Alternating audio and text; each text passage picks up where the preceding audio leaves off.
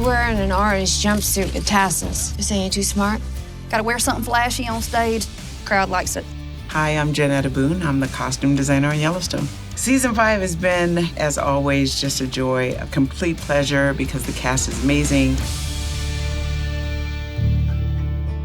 For John Dutton's wardrobe, a lot of what I look for is individuality with both tone and fabrication.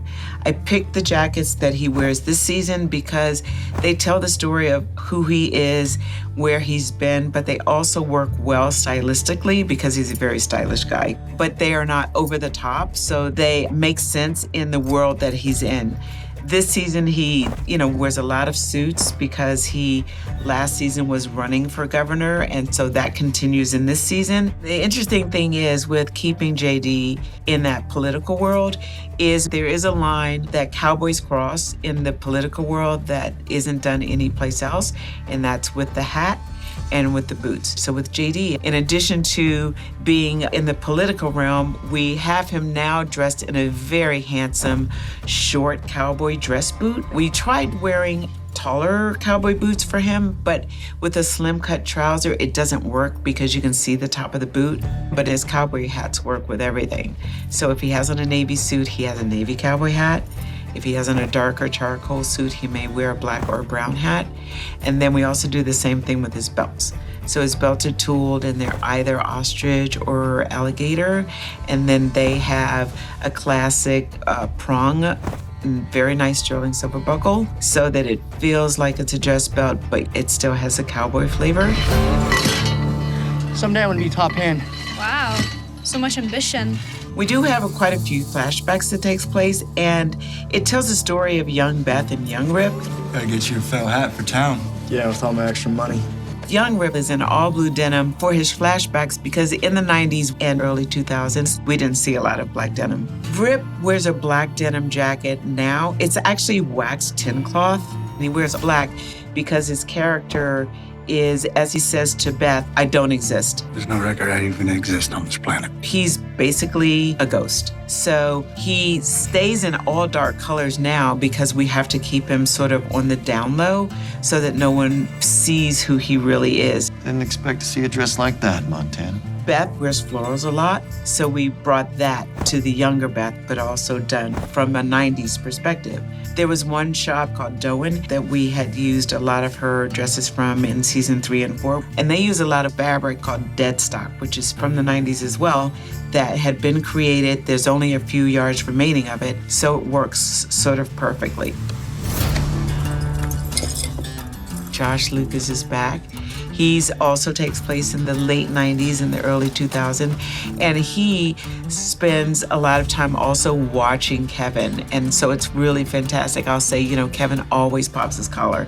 He says, okay, great, I'm gonna pop my collar. He carries the same tools like the knife and the wallet that John Dutton carries as an older John Dutton, and he works very well with making sure that all the things are placed in the same way. JD wears a lot of RRL denim shirts. Ralph Lauren has been doing denim shirts forever, so I made sure that that same style, which has been in existence for 40 years, the younger JD can also wear that same shirt because they really have been around and transcended time. You could buy it today, but you could have bought it 10 years ago. That's how we used to do it. Yeah, well, never should have stopped. Casey's color palette remains the same because he's a cowboy. Like outside of everything else, he's gone to war, but he came back and he's still a cowboy. So Casey is the most grounded out of everybody, and his colors reflect the earth. He is always in browns or some sense of the brown tone. There's so many different values inside of brown. There's tans, there's off-whites. He's always what I call in ranch tones. If he's in greens, greens are in the grass. If he's in blues, blues are in the sky. Like everything always connects you back to the ranch with his color palette.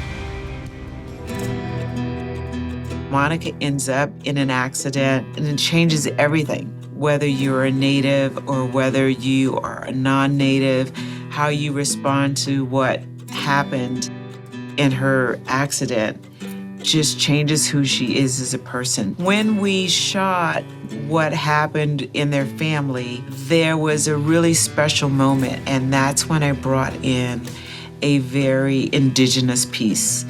It actually came from Mo Brings Plenty's wife, which was fantastic because he's part of their world as well, and she lent us the most beautiful shawl. And the base of the shawl was actually white, so we felt that the white was a little too pure for what was happening, as well as it being so bright. So we changed the color of the base of the shawl to reflect the mood of the scene. So when you're looking at the Bordeaux's and the reds, it's blood. And so it's lifeblood that runs through everything. It runs through the earth, and that's what gives life through to plants and grass and things that animals eat. And then there's lifeblood that runs through us. When I say we give everything to this land, I do mean everything. It's all symbolic. Like, colors mean something. And it's important to keep that richness in place so that it just subliminally speaks to the moment. Word. Nothing.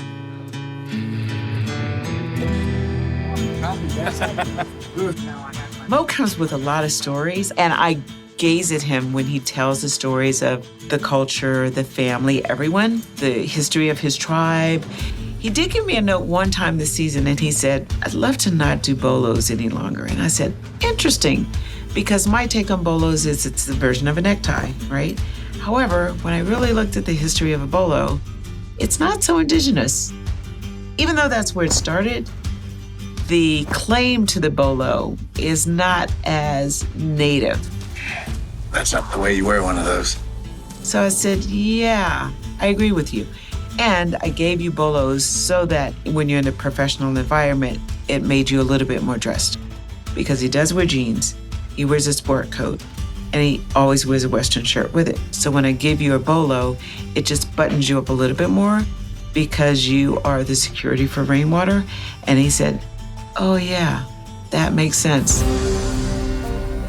Everyone from the runway shows in Paris and Italy to the streets of New York, to the streets of LA, to the celebrities, the other actors who are out there watching, everyone is doing Western wear. And it's great because the culture itself has been, I would say, in the mountains. Like, no one really paid that much attention to Western wear prior to the show, but now everyone is completely hooked.